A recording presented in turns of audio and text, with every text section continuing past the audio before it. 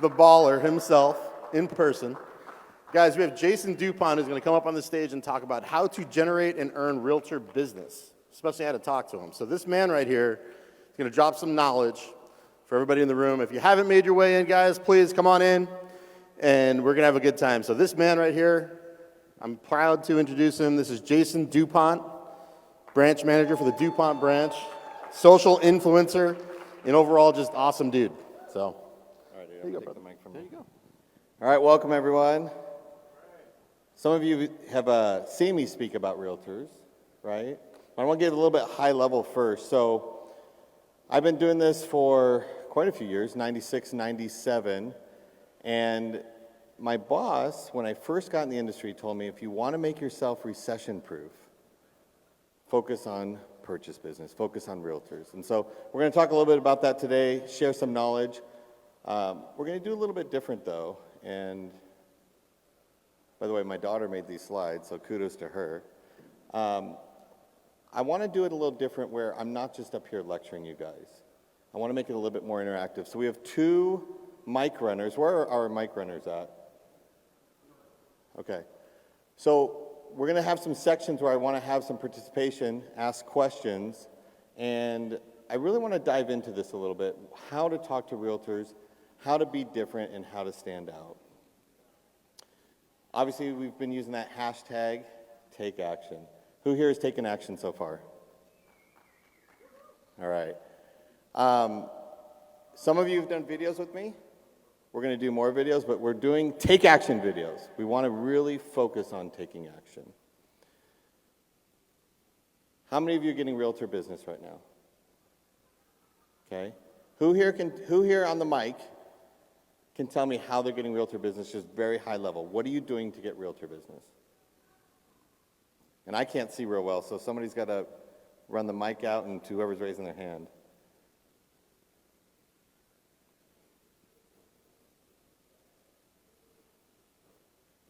There she is.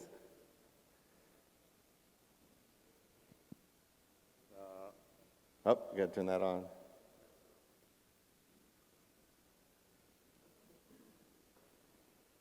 Jason. Hey.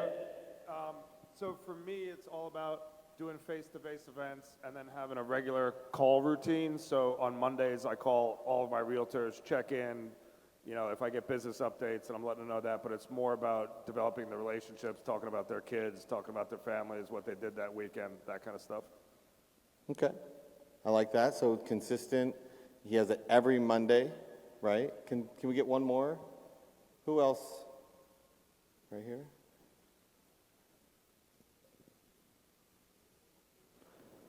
What I do is I send out a weekly status report to the Okay. seller, the buyer agent, and the buyer. So the sellers are very impressed with that because they're used to not getting a notice and know what's going on, so they know everything that's going on through the loan every week until the day to close happens. I like it. Okay. That's good. That's good. So most my loan officers in the company, people that come talk to me, they're not getting enough business from realtors. They'd like more business. Okay? My question is always what's on the screen. What's stopping you? What's stopping you from going and getting more realtor business? What is your concern? What is your hang up? What is holding you back? And I think a lot of times it's us. I want to talk a little bit about loan clients. Okay? On the loans that you have. Okay? And I want someone to be brave enough to kind of try to answer this for us. Okay? So just what I'm saying on here. Are you the last person that talks to every client? Or do they ghost you? Just think of every single one of your loans and the loans that you're chasing or the loans that have left you. Do they come back to you and tell you they're leaving you? Do they come back to you and give you an opportunity? Or do they just ghost you? Who can talk to me a little bit about that? Ghost? I heard someone say ghost. Okay. What's that? You have some that come back? Okay. Who else has people that ghost them? Right? It seems like it's going good. So why do they ghost us?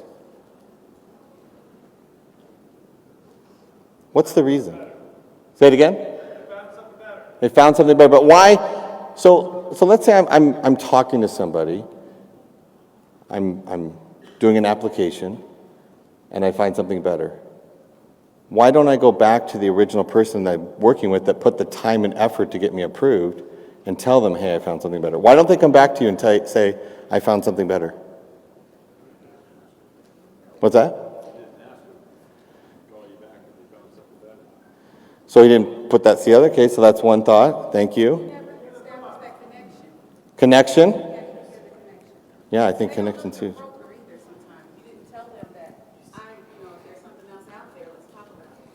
Yeah, right? They didn't build a connection.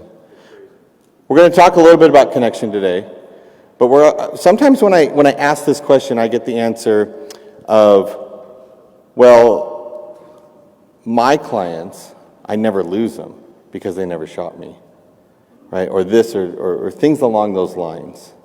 What I find, who knows what reticular activation system is? Okay, does anyone want to take a stab at it? When you got a Jeep, you always see every Jeep out there. All right. Dan Dennison for the win, right? Here's the definition.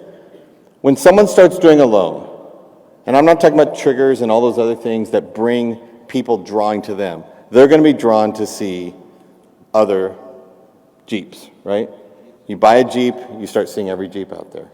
Or you have a friend that buys a Jeep. Same thing when you're doing a loan. You're going to start noticing Quickens ads. You're going to start noticing these different things. Well, these are obstacles. These are things that you have to overcome. So I want you just to think about that as we talk about realtors. I want you to think about how you deal with loans, how you have connections with your clients. It's super important. Let's see if we can click over. Okay, so I want to talk a little bit about connection. If you're working with new realtors, I'm not talking about realtors you've already established. If you're trying to grow your realtor basis, which is what we do, we work in our branches to grow our realtors. Because again, if we focus on purchase business, we're recession proof. That's the secret. So we focus on new realtors. But if we're going after realtors, in this market, how many loan officers are going after every realtor? How many do you think? Yeah, how many times are these realtors getting calls? All the time, right? All the time. So the next thing is what sets you apart. If there's, and I'd use the number 10 on here, but it could be 50, it could be 5, it's a lot. What sets you apart? What makes you different? What sets you apart from every other loan officer calling? Why would they want to do business with you over another loan officer? So Nexa, that's an option. But why else? Why would they want to do business with you over another Nexan? Teach them an education that head and shoulders above other real estate agents, that other agents that other loan officers are not going to teach them. Okay, so he's saying education piece is what I'm hearing. What else? They like me. Communication? Yeah. Like you? People do business with people they like. Right? You can throw in know and trust and all these other things, but at the end of the day, people do business with people they like. Communication?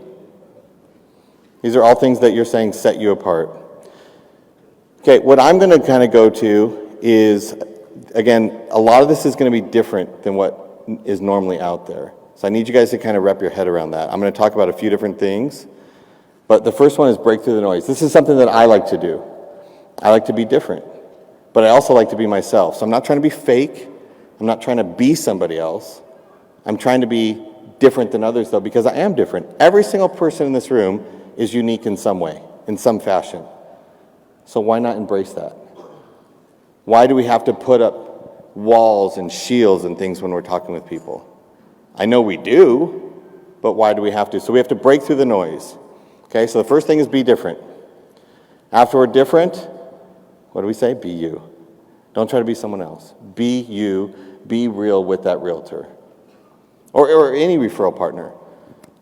The next thing is uncomfortable. Okay? Who here likes to fail? I do. I love to fail. And in my mind, I'm the biggest failure in this room. Because I'm always failing and I'm always learning. Right? Fail forward. Perfect. Right? Learn from things. because you don't fail, right? You don't lose. You win or you learn. You're always learning. So don't be afraid. You've got to get through that uncomfortable parts where you want to be in an uncomfortable space, because that's where you can grow. When you work out a muscle, right? It's uncomfortable. You're pushing past your limits. You're pushing into space, and that's where you grow. We intentionally do activities in our branches to get uncomfortable. Okay, so consider this as you're trying to grow your referral partners. Again, not from growing them, but from building connections with them. This also works on the loan side. If you're uncomfortable, if you gravitate towards uncomfortable, your capacity grows, and you're uncomfortable a lot less.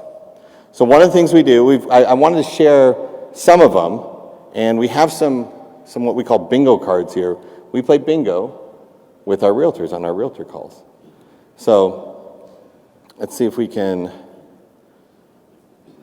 We have a bingo clip queued up, and it's about 4 minutes of audio. So we want to show you what this looks like. Now, here's the thing: they're called business development managers.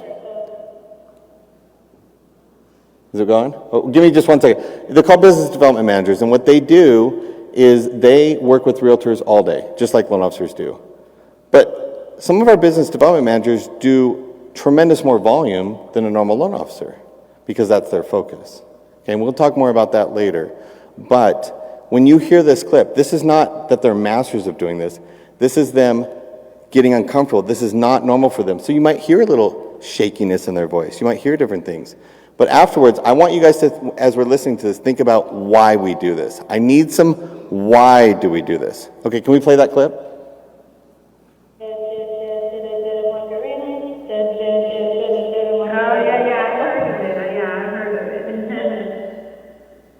Yeah, they're all just sitting there on the fence, aren't they? They are. Maybe we can invent like some sort of a vacuum that would suck them into buying.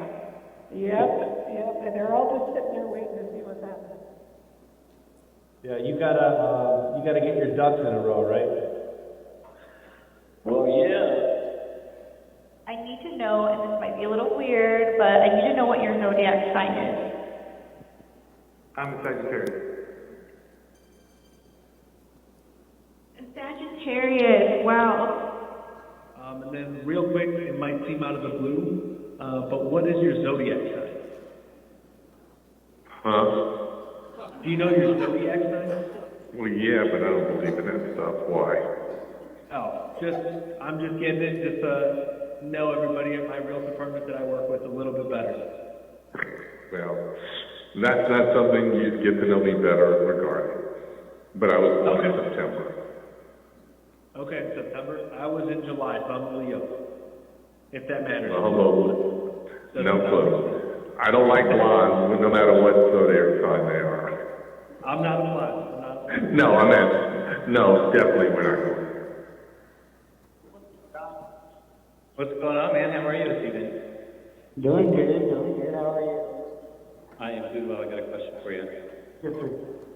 What are you grateful for? I'm grateful for time with my kids. That's a good one. I like that one a lot. What's for lunch today? Hot wing.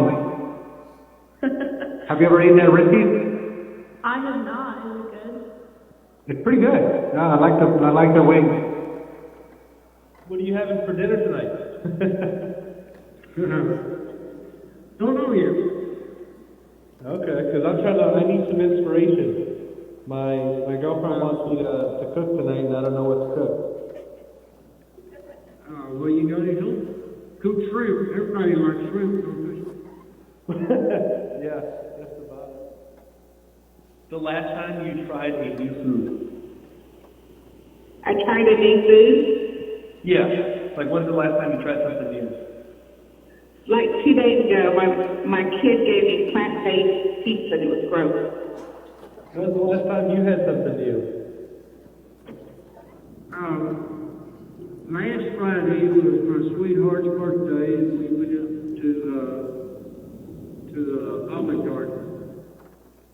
Speaking of mornings, do you prefer waffles or pancakes? Honestly, oatmeal. Oatmeal. Okay, that's a good one. Okay, fair enough. What's going on, man? What's up, buddy? Nah, not a whole lot. Got a question for you. Yes. When are you gonna quit smoking? When? Yeah, I don't know. I have no idea. Why, what's up? And I just trying to be a little more confrontational with people. Hey Jody, it's you that I am trying to get a hold of so we can talk about real estate and mortgages. So give me a call, 480-407-4727. We'll talk real soon. All right. Well, thank you to them for putting that together. But, okay, why would we do this? Build rapport? Break down barrier? Memorable? What else? Listen to their reaction, too. That's powerful. Listen to the reaction. Build the relationship. Break through the noise. Come back with your knowledge later in a way to surprise them when they're like, oh, you were listening, you remember I liked that. Too often we lead with the same stuff. I'm fast. I have the best rates. I'm this. I'll talk to you every day. I'll never disappear. Every loan officer is doing that. Every loan officer, when they talk to a realtor, is saying the same thing. So what we do is we're different intentionally. But all these other things, all these other facets come into play as we do this. We get to build relationships. We get to listen. We get to understand. People do business with people they like. Another big thing is to find out about them. When we do that, when we go in with our pitch, we're talking about us. We're talking about our brand. We're talking about these different things. Kind of just let that be known by finding out about them. Find out the good, bad, and ugly. Find out what lenders they use. Find out the pain points. Find out the good things. Get to really know your client. Understand them. Because in this sense, the client is the realtor. One thing along the way, my wife teaches this to me all the time, is to acknowledge. Right? We have to show them that we're listening to them. We can't assume, even if we're a great listener, we have to do that thing called reflective listening where we acknowledge. We let them know that we understand them, that we understand where they're coming from, especially on things like pain points and on what they go through. It's super powerful. Okay, I got two things that I want to kind of combine here. And one of them is peeling back layers to understand their real concerns and objections, okay? And then finding and alleviate their pain points. Something that is huge for me, and I think you can look at your own relationships, your personal relationships, you can look at your partner relationships, your work relationships. Too often, we try to solve things too early. We try to solve or resolve objections before we really understand what the real objection is. So look at any personal relationship you have and look at when where you're kind of butting heads. And I'll argue that part of that is because there's a misunderstanding somewhere. And so if we can take that time to listen, to acknowledge, and then to keep peeling back the layers. We call it peeling back the layers of the onion. To keep peeling back until we understand their real concern. Especially if someone doesn't know you well, they're going to usually lead with a high-level kind of concern, but is that their real concern? So don't solve their not real concern, because it's actually going to make you take a step backwards. So if we do get these out of order, if we start solving too early, there's going to be a problem. Cycling. So I have a cycling background. Broke my femur a few years ago, haven't been doing it as much lately, would love to get back into it. But in cycling, we say embrace the suck. When you're building relationships, when you're talking to realtors, for me, we try to do it on scale. We're not just trying to talk to one realtor and then go about our day. We're trying to create several appointments, nurture and grow those appointments, and then go back to our existing database of realtors and grow them. Our vision is, when we work with realtors, that we're their coach, we're their partner. So we don't look at them as more or less, we look at them that we're here to create synergy.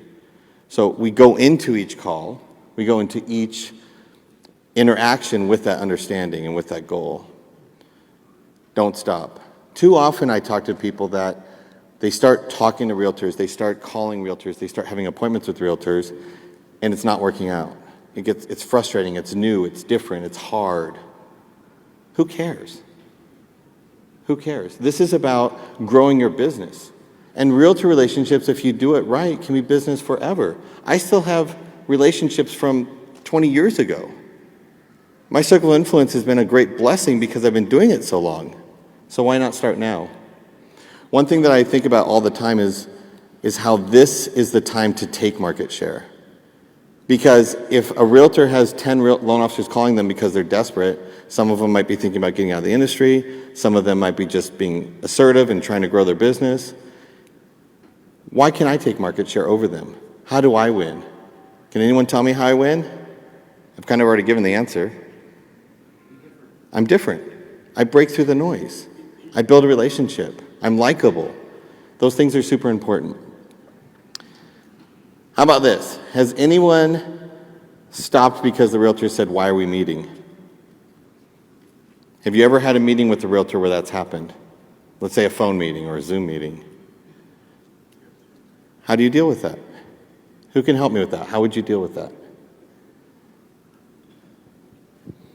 It's kind of a hard stop for some people, right? Why are we meeting? I don't understand why we're meeting. I'm going to show you how good I am. Okay, I like that. What else?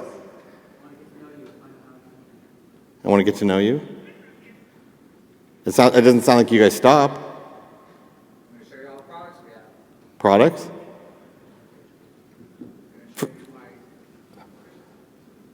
What's that?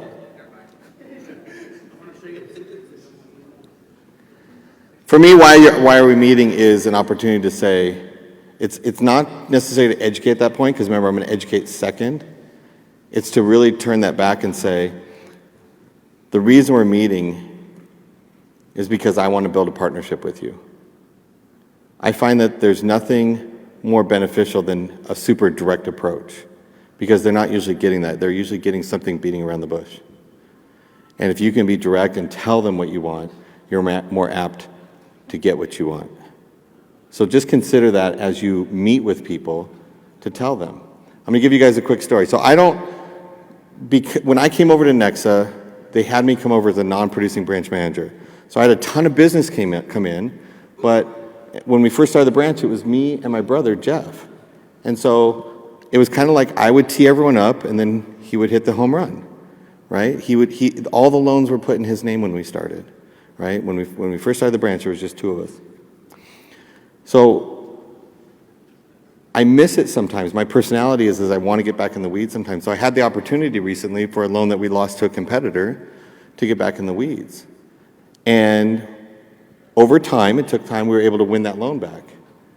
And one of the things I said to her, now I didn't say this once, I said this as I brought her back, before I brought her back when I was setting expectations, and along the way of closing, and even after she funded, okay? And I said, Maria, when we do this, you're going to give me every referral you get for life. And that's how direct I was. And I did it in my weird, dorky way, but I also did it very direct. That was my expectation. And she has committed to give us, she's a realtor that was also a client, she has committed to give us every one of her loans for life. How many of you do that? And it's not a better, worse thing. I'm just trying to expand your mind of what's wrong with saying that. Is it unprofessional? What's stopping us from going that route? In my mind, the only thing that stops us is us. That's the only thing that stops us. So why stop ourselves? Why do that? All right, guys. What I'm talking about, does it take discipline? Who thinks it takes this discipline to do this? See a few hands. Lights are bright up here, so forgive me. Discipline? Okay. What if I told you that discipline was an entrance to mediocrity? What would you guys say to that?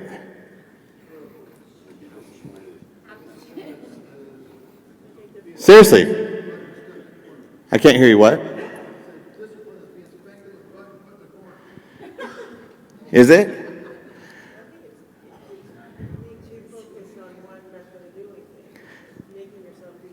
Making yourself do that? So let me keep this a little bit high level. I believe there's a place for discipline. I'm not trying to say there's no place for it. And I believe the entry level is what I have on the screen right now is motivation. I believe sometimes people go to motivational speakers, they come out rah, rah, rah, and then they go home and do nothing. And that's kind of why this whole conference is on that hashtag take action. For those of you who've done videos with me, I'm yelling take action into the camera, right, with you. Take action's important. Motivation's great, but if it doesn't continue, what good is it? Discipline, I hear a lot of people talk about discipline. Discipline, discipline, discipline. Discipline is just doing what you're supposed to do. Is just coming in and doing your job discipline? Kind of, right? It's nothing special. So that's my take on discipline, is it's not what everyone makes it out to be. What's the difference? What would be further along the hierarchy? If I were to create a hierarchy or continuum, what would be further than discipline? Let's think about this for a minute. What would be further? Commitment. I like that. What else? Consistency. So consistency in anything we do is super important. And I believe that's what makes the difference between professionals and amateurs. Fear of failure, like getting over the fear?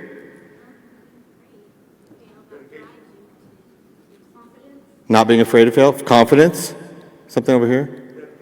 Dedication? Dedication's a really good one, right? If you want to be the top in anything, discipline alone is not going to get you there. Discipline is just like getting in the door, right?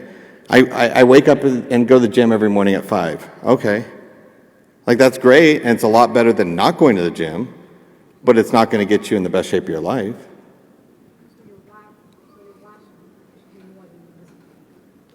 What is? Your why should be more than your discipline? Yeah, I agree with that. Heck yeah, why not? Right? If you want to be in this business, this basically, even though probably a lot of you are W-2, I'm even W-2 because I run branches, right? You're still self-employed basically, right? We're still building our own businesses, right? So it's us against, it's our responsibility to grow our business. How can you do that just doing what everyone else does? And look, I'm a big believer that if anyone looks at themselves and is like, I don't want to do extra, I don't care, that's your choice. Like everyone's different. I embrace us all being different. I like being different. I hope you all love being different because the world would be boring if we were all the same, right? Let's be different, let's be ourselves. Okay, how about this word? Obsession. If you were obsessed with every realtor call you did, would you have more realtors? Let's hear that again. I want to hear you guys shout it. If you were obsessed with every realtor call you did, would you have more realtors? I would, right? Because there's levels of obsession. Anything we do, obsession is going to trump discipline. I'm not saying discipline's not important. I'm not saying consistency is not important. They are. But obsession's going to win. So when you go into it, I want you guys to think about yourselves. What sets you apart? How you're different. I don't want the boring stuff. I don't want I'm faster. My rates are better. I can clear to close in 14 days. That's great. And I'm not saying you shouldn't say it, but that shouldn't be the focal point. That should be the afterthought. That should be the dripping. That should be the stuff that comes later. Every lender is going to start saying, well, you should go to us because of these reasons. The lenders do the same things to us. I've mindset trained account executives. They're kind of in the same thing. They're kind of like just like business development managers or loan officers in some ways. So, all right, let's do some next steps. Learn to fail. I was surprised by this. How many times, for those of you that have had kids, I have 5 kids, how many times do you think that a baby falls before they truly learn to walk? I have down here 40 times a day approximately. How many times? It's over 1,000 that they fall down. Do they ever think about how many times they're falling and stop from trying to learn how to walk? Do they ever say, you know what, I shouldn't get up this time. I fell down, it hurt. No, they just bounce back up. Yeah, let's go. Why can't we do that? How did we get ruined where we can't get back up whenever we fall down and just say, let's go? And then we're bubbly, we run into a coffee table, we just kind of bounce off it and we go. Right? I'm serious, why can't we? We're trained to accept it. So break that mold. Be different. Why do we have to be like everyone else? You tell me. Okay, when we do realtors, we cold call realtors, right? So as part of the process, after you learn to love failing, you're going to either have someone cold call realtors for you, set up appointments, or you're gonna do it yourself, but somehow you've got to get a hold of realtors, right? You can advertise, you can do different things. In what we do is we cold call realtors, right? And we don't have our loan officers or business development managers cold call realtors. We do it a separate way for scale. So we have appointment setters set up the appointments, and then it's nice because our loan officers or our business development managers just get to take those appointments. But I think there's value in learning how to cold call realtors. And I think there's value in learning how to maneuver through that. Number 3, and I hope you guys take this one. This can work for loans. This will work for your personal life. This will work for your dating life if you're single. Love building relationships. Our society is so quick nowadays. TikTok videos, reels, shorts, 6 seconds in length average. Our attention span is being forced to be lower, right? Relationships still matter. They're old school, but they matter. And at the core, I think people gravitate towards them. Maybe not outwardly, but we gravitate towards that. So real relationships matter. Loan clients that I've done, and I've done a lot of loans in my life, I didn't lose very many loans because of relationships. One thing that I kind of pride myself on is that someone would call me back if they were going to go somewhere else. Even if I couldn't win it back, they gave me the courtesy call. And I'm going to go back to that because I kind of asked that question in the beginning. Do your clients do that? If they don't, well, I don't have to say anything. Look at yourself and say, why aren't they doing that? What am I doing that is not having my clients call back when they go somewhere else? Why do people ghost me? It's a simple thing, and I talked to this with some of the guys at UWM. If you're calling people and they don't answer, there's always one-offs. But if they're not answering consistently, what does that say? Do they want to talk to you? If they never call you back, if they never send a text saying, hey, I'm busy, I'll call you back, what does that say if they don't answer the phone? For me, it says enough connection wasn't built. That's what I say for me. If I'm doing that, there was not enough connection built. It helps me learn. It helps me grow. So I value it. Once you get good at it, you're going to have to scale it. So you're going to have to find a way to really find a way to have appointments set up. I want to circle back to obsession for a second. So I've been out at United Wholesale Mortgage a few times this year. And there's an account executive out there who is obsessed with LeBron James. His name's Jalen. He's obsessed. And he likes to think that LeBron is better than Jordan. So there's controversy that happens, right? He likes to take a position. He knows I'm a little bit older, so obviously I like Jordan a little bit more, right? But here's the thing, and he's very adamant in his position, right? And he's got a lot of great points, But there's something different that I think that we can learn from Michael Jordan, which, just so you know, he has 100% conceded to this, and he knows it's true. LeBron James, for those of you that know basketball, is an amazing player. One of the best, if not the best ever, right? In different categories. But he chooses kind of when he turns it on. He can turn it on, turn it off, and he can turn it on, but he doesn't always choose to turn it on. Here's the difference, and I want you guys to just think about this as you deal with your professional life. Not necessarily your personal life, but your professional life. Michael Jordan can't turn it off. That's the difference. Michael Jordan can't turn it off. So as you go out and you're being excellent in your business and you're growing your business, do you choose when to turn it on?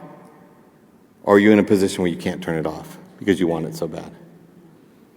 That's the difference. And that's what's made the difference in my career and even in my personal life when I realized that. I'm a very all or nothing personality. But when someone knows that you're with them no matter what, again, maybe it's a realtor partner that they know no matter what happens, you're not disappearing. If a loan gets super ugly, you're not going. You don't tell them that, they know that. Actions are stronger than words, right? So this is a thinking thing, this is a takeaway thing. Think about this. Think about when you go into, do you have obsession? Do you want to have obsession? If you want to excel and you want every realtor out there, you should have obsession. Did we hand out bingo cards? Okay. So these are some of the cards we use if you guys want to see what we do. We get quirky, we get zany, we ask weird questions, but we do it to practice getting uncomfortable, and we do it to build relations and again, to really connect. We want to connect. I want to give you guys kind of an order of a call with a realtor, like a first call. So who here has had calls with realtors? Can I see a show of hands? Okay. I'm going to give you our order. It's not perfect, but it's kind of high level what we do. I've had many people ask me for scripts. I think, why do a script? Let's talk about what needs to happen. So we're doing the call with the realtor. We're getting to know each other. We go into a interview style up front, where we're really trying to work on relationship and understanding. Okay, we're asking them about their current business. We're getting to know what loans they focus on, or clients, I should say. We're getting where they get their business from, what lenders they use, why they like them, how many lenders they use. Tons of questions. It's really informational, find out. Now, I have a question for you guys. How many times do we ask for business on a first call with a realtor?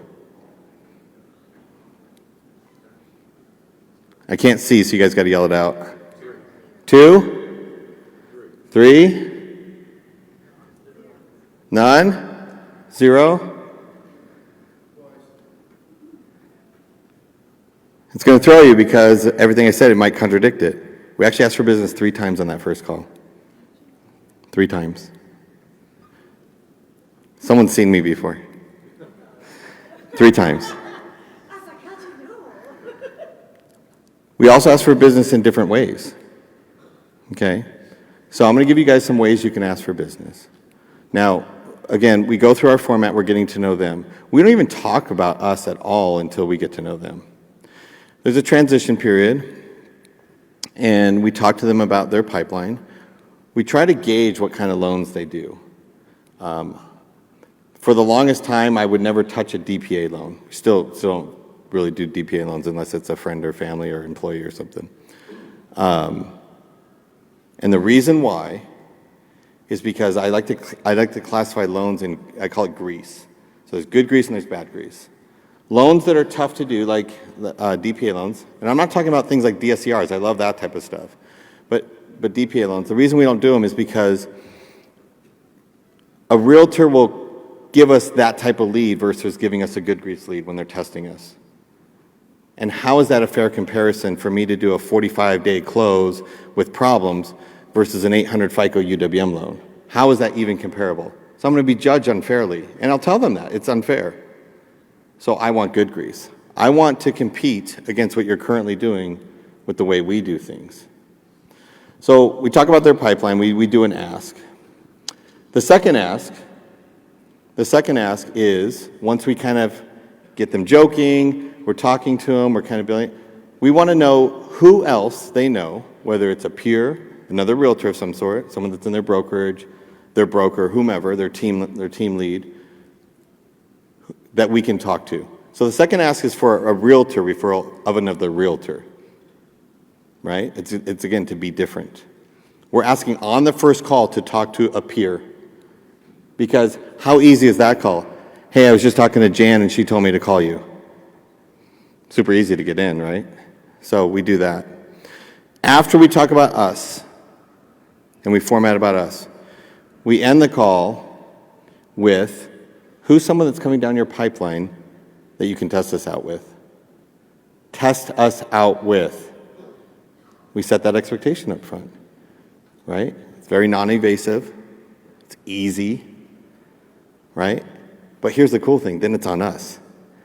If I fail the test, I don't deserve that realtor anyways, right? Now, I set things up. I don't want their terrible leads. If they give me bad grease, then this is what happens with bad grease. They give me bad grease. We try to do it, maybe we can't. Maybe we give them an action plan, or maybe it's credit repair, whatever it is. We go back to the realtor and say, hey, we're so grateful for that lead. Unfortunately, this is why we can't do this loan right now. But I want to give you an opportunity to see what we really can do. So this is what I'm looking for, and I define out what I want. How can I get what I want if I don't define what I want? I think too often we do weak asks. Hey, can I have a lead? Hey, can I have this? No, you know what I really want is I want someone that has money in their bank, that has a steady W-2 job, and that has a good FICO score. Who do you know? I put that out there. And you'll hear me saying things like put things out in the universe and do these different things. But for me, that's what works. Is I have to ask for what I want. If I don't ask for what I want, I'm just going to get whatever. Right? And if I ask for what I want, I'm going to get what I want. I may still get whatever, but then I can turn the whatever to what I want. I'm not stopping. I'm embracing the suck. I'm embracing the pain. I'm doing what's necessary to grow my business. So that's how we do things. So I have about 10 seconds left. I probably have time for one or two quick questions. Does anyone have questions? The timer just started working. Is there a mic out there? Or can you yell it? Okay. Sometimes when I call various offices, I try to get a hold of the main broker. I try to get a hold of the main broker occasionally, just so I could kind of get a feel for the personality of the office, as opposed to somebody that may just answered on the fly who just gives me a quick response. Whereas I've always felt that the broker of the business has more of a general interest of having a source to go to instead of just another address to talk to. And once in a while where I get a roadblock on that, the broker's never in. So I'm just curious how you get around, or you just talk to anybody who answers, period. I mean, what do you aim for when you're calling in cold? For me, it's a numbers game. So for like our branches, we have a service we use called Your Prospector, where all VAs just call and set up all of our appointments. That's 100% what we do. So if I'm in the trenches as a loan officer doing it, I like to work the other way. I like to work from the bottom up, work through the gatekeepers, find someone and prove to them, and then ask them for someone else and kind of work my way up the chain, showing proof of what we did. So that's kind of how I like to do it. I like to work the other direction. Anything else? Yeah. Are you really doing cold calls, or do you stop them first? Like, do you go to their Facebook pages and see who they are and what they're doing and try to figure out what their numbers are? So I kind of look at it like people in general are built where they're a little bit more on the aim side of things and a little bit more on the fire side of things, right? And you can ask yourself which side you're on, and I would challenge you to kind of go on the other side every now and then just to build up some resilience, right? Because we're all built different. So when our appointment setters set up the appointment, they don't do any of that. But we do pre-filter the list for how many transactions they've done in the last year. So For example, we start new people out on realtors that have done hardly any transactions, cut their teeth, learn because it doesn't matter, and then once a realtor gets up to 6, 7, 9 plus transactions, there's a category, 10 plus, 15 plus, we do that. Now, my business development managers, they do it different. When they have an appointment, some of them stalk, right? We don't say, hey, that red car parked outside your house looks really nice. We don't get that crazy, but we do stalk a little bit, right? I'm a little bit more on the aim side, a little bit more on the fire side. So for me, I like to just go into it cold. I already know that they're meeting a certain metric of things, so I like to just go into cold. And what's refreshing for me when I go into it cold is it forces me to ask more and more questions. It forces me to get to know them versus just assuming. But neither side's really wrong. I have business development managers that like to fully stock first, and then they go in and they kind of have that information. They like to kind of maneuver towards that information. So there's no right or wrong answer in that, in my opinion. Yeah. You gotta be loud though. What do you do when the realtor wants you to give them business? Oh, I like that. What do I do when a realtor says, I want business from you? I want leads from you. I want you to give me business. This is what I do. I say, that's great. I love to create partnerships. What we need to do is we need to close a transaction first. I need you to give me one transaction first that we close so that you can test us and see how we do business and make sure we like each other. And that's my policy, and that's what we do. So I'm leveraging also that I'm not like just some loan officer like everyone else. I'm different, right? So if you want me to look at any type of partnership like that, let's close one transaction and go from there. And that's how I handle that. It forces them to give me a good lead, too. They can't give me a bad lead because then the loan won't close, and then I can never partner with them. I have something. Just wanted to piggyback off of the best practice that you had, Jason, where when I was an account executive at United Wholesale Mortgage 15, 16 years ago, we weren't even a top 300 lender, and we were only doing FHA manufactured homes. What we did was when we went to FHA Connections, we never started at the top of the list. We never went after number one. We always started at the bottom of the list and worked our way up. So in return, when we're talking about real estate agents and you're trying to break into a real estate agent office, sometimes it's not always good to start at the top of the list because you have all the top people going after them. But if you can build a relationship with real estate agents that are closing 1, 2 transactions a month and help them grow their business, then what do you have inside that office? You have an advocate who could go back and talk to the top 5 or the top 10 in that office and say, hey, Jason just closed my purchase transaction in 14 days, in 12 days, and this is how they did it. And by the way, just because they're at the bottom doesn't mean that one day they're not going to be at the top. So going back to when I was an AE, our bottom brokers that was on the lowest totem pole of the FHA connection numbers are right now at the top. So you never know which real estate agent is going to make their way up through the top. So don't give up on those agents. I agree 100%. Just like we talked about, we work from our bottom up. I will tell you this, though. So this is how I view this. 100% agree, by the way, Alan. 100% agree. 2 things. I set up, it was 2017 when I first developed a system on scale to talk to agents before they came in and talked to me or my loan officers. So several years ago, but I'll always remember this because I met with this agent in person. We brought her in, okay, and she had 2 transactions for the year, right? So it's close to what he's talking about, but this is a kind of a surprise one-off one. So we brought her in, and I wasn't thinking right at the time, but brought her in and had a really good meeting with her.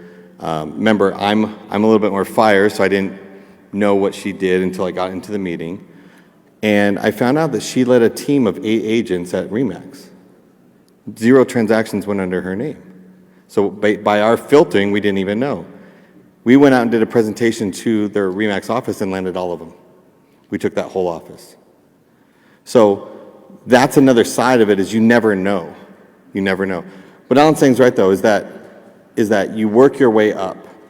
Now, once you become more seasoned, once you really become good at this is my advice for anything, and he may not like me for this, but I even told his account executives this for like next to loan officers. My favorite part of a book of business to work is the middle. My favorite part is because they do transactions, but they're not kind of at that top tier, arrogant, whatever, but they're also not doing zero. So that's my favorite book. But there's nothing wrong with getting up and coming agents. There's people that go to the schools and get agents freshly coming out of the schools. You can do it a whole lot of ways. I think my friend Alicia is going to maybe be talking about that a little bit later, so you might want to visit her. She's good at this. But connection's what we really want to focus on. And like I said, I will say this too, don't focus on the top. Don't start with an agent that's doing 30 transactions a year. You'll crash and burn and you won't even feel good. Start where it's comfortable, work your way through, and build this up. Be different. Anything, I got to think of one more. Anyone else? Yeah. Quick question. You're meeting with an agent that does somewhere between 6 and 12 transactions on a year, and you know they're already working with a seasoned loan officer in town. You get that meeting because those agents are always curious, right? Right. So how do you, because you're setting expectations, I love what you said earlier, how do you get them to give you a deal to try you out, knowing that they give all their A deals to their friend, longtime standing, loan officer partner that they have been working with? Yeah. I think the thing is, it relies on more connection and building up that's important. Now, there's always one-offs. There's always things you won't be able to break through. There's been times that I've said, you know what, I just want to be your third best option. Let me know. Because I couldn't get anywhere. It's not a perfect thing. But at the end of the day, my goal is to work with them, to be their partner. So my whole meeting is to get them to understand that. They have to walk away from that meeting feeling like, one, they like me. Two, that guy's kind of kooky, but I'm interested, right? I want to keep them kind of salivating a little bit. And then three, they have to know that the way to work with me, the path to work with me, is to test me out with a deal. Again, I'm setting expectations, so they know that. And then relentless. Look, everything, the fortune's in the follow-up, right? If you don't follow up with realtors, which we don't have time for today, which I'd love to do another time, is what you do after that first call. But that's where it's all at. There's been tons of times I've had a first call, I was like, it doesn't go that well. But with the follow-up, it turned into an amazing, amazing relationship. It's relationship driven, and part of relationships is frequency. Like, one call is only a little bit of frequency, but if I keep in front of them, it makes a difference. So, thank you. Well, thank you, everyone. Appreciate you attending.